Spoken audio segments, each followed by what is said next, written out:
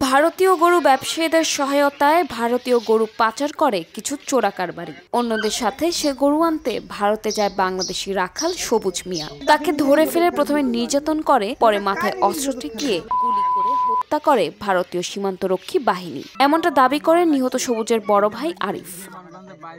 গত ৪ ডিসেম্বর ভোরে লালমনিরহাটের পাটগ্রাম উপজেলার জগৎবের ইউনিয়নের শমশেরনগর সীমান্তের ৮৬৪ এবং ৮৬৫ নং পিলারের মাঝামাঝি জায়গায় ভারতের অভ্যন্তরে তাকে গুলি করে বিএসএফ। ওই দিন রাতে তার লাশ ফেরত দেয় বিএসএফ। নিহত সবুজ মিয়া ওই এলাকার পচাভান্ডার গ্রামের সিরাজুল ইসলামের ছেলে।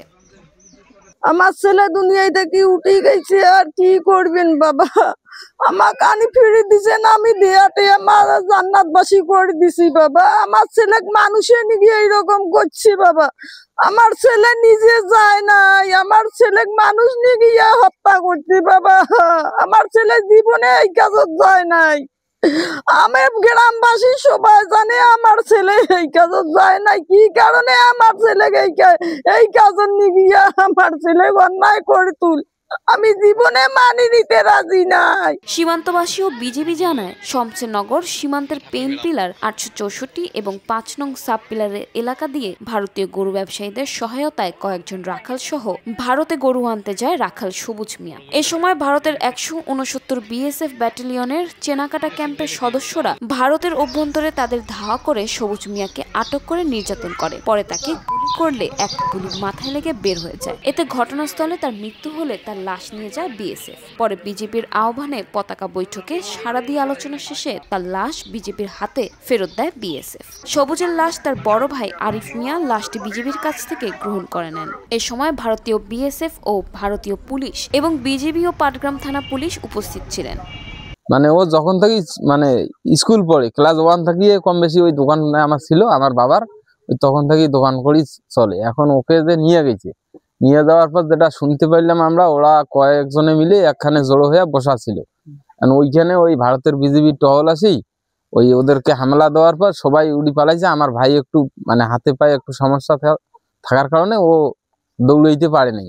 আর ওকে জীবিত অবস্থায় ধরছে, ধরার পরে ওকে মারধর করে অনেক কিছু তার কাছে স্বীকারোক্তি কথাবার্তা শোনার পরে ওকে সামনাসামনি গুলি করে হত্যা করা হয়েছে।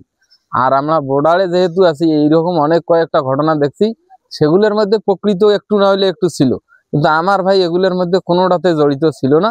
অফিসার ইনচার্জ সংবাদ পান যে বাংলাদেশি একজন নাগরিক ভারতে হচ্ছে রাত্রি বেলায় হচ্ছে ভারতের চোরের পথে গরু আনার পথে বিএসএফ কর্তৃক গুলিবিদ্ধ হয়ে মৃত্যুবরণ করিয়াছে। উক্ত লাশ ভারত হইতে বাংলাদেশে হচ্ছে তারা হস্তান্তর করবেন। উক্ত সংবাদের ভিত্তিতে আমি সঙ্গে উৎসাহ বিজিবির মাধ্যমে হচ্ছে কাউয়া বাজার, পাটগ্রাম থানাধীন কাউয়ার বাজার নামক স্থানে British road pillar number ৮৬৮ Bharat Bangladesh সীমান্তে পতাকা বৈঠকের মাধ্যমে সবুজ, মৃত সবুজ হাসান, বয়স ৩০, এই লাশ গ্রহণ করি। গ্রহণ করার পরে তার পরিবারের নিকট লাশ হস্তান্তর করা হয়েছে।